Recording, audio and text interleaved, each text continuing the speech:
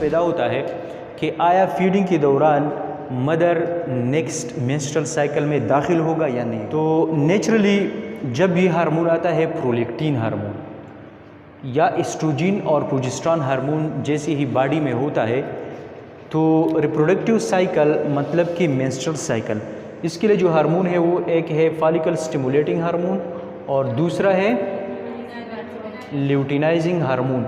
ये दोनों hormone stop होगा, लेकिन बाज़ दफ़ा हार्मोनल इम्बैलेंस की वजह से फीडिंग के दौरान में मेंस्ट्रुअल साइकिल स्टार्ट भी हो सकता है।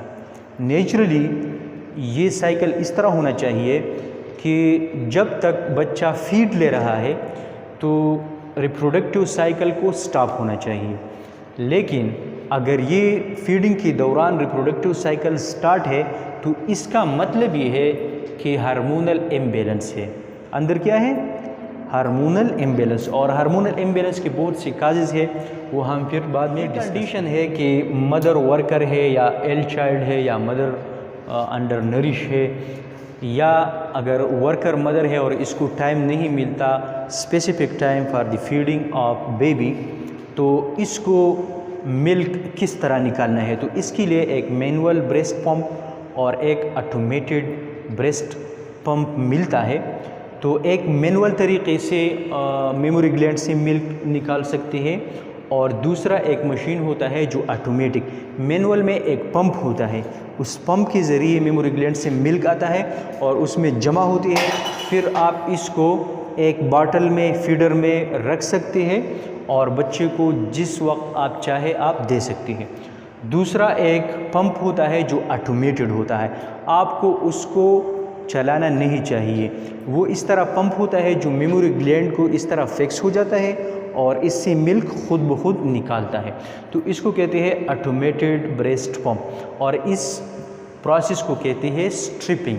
Striping is a process in which the milk is evacuated from the mammary gland. अच्छा, फिर हमारे साथ लास्ट में कि वो कौन सी कंडीशन होगी जिसमें मदर बच्चे को फीडिंग नहीं कर सकती। नॉर्मली कॉन्ट्रा इंडिकेशन इसमें नहीं होती।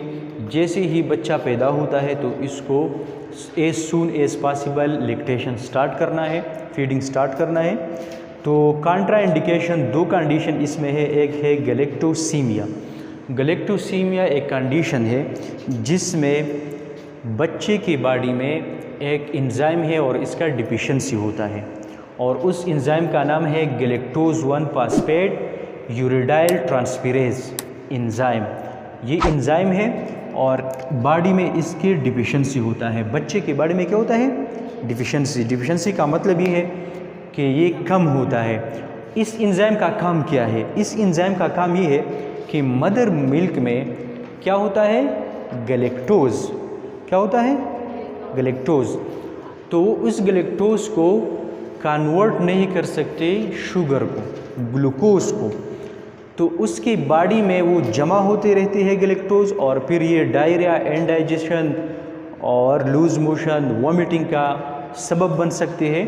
तो इस तरह इस बच्चों को गैलेक्टोज फ्री डाइट, इस तरह फार्मूला तैयार किया जाता है, अवेलेबल है मार्केट में, कि इसमें गैलेक्टोज नहीं है, तो इसको कहते हैं गैलेक्टोज फ्री डाइट।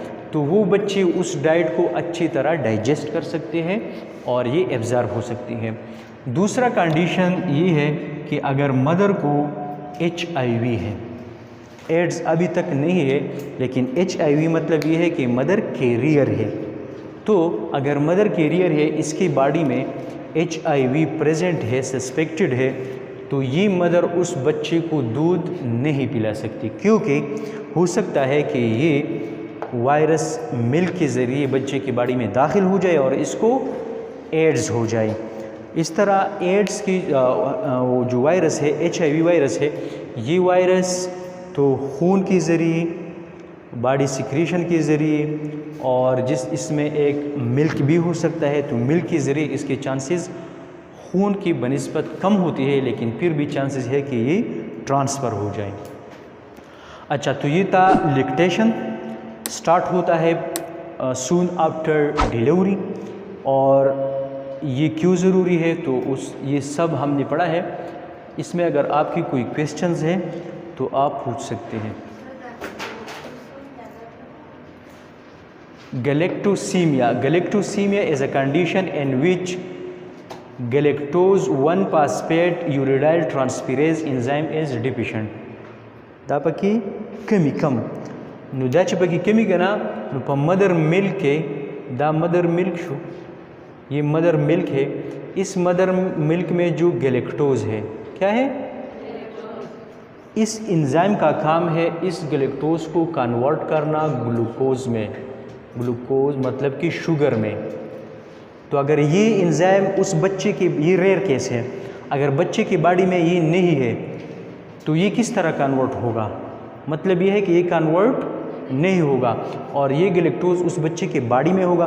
तो ये जब इसके डाइजेस्ट नहीं होते, एंजाइम नहीं होता, तो इसलिए उस बच्चे में मुख्तलिफ डिजीज़ होगा, digestive disease, Nazia, vomiting, abdominal pain, cramp और भी बहुत सी बीमारियां हैं।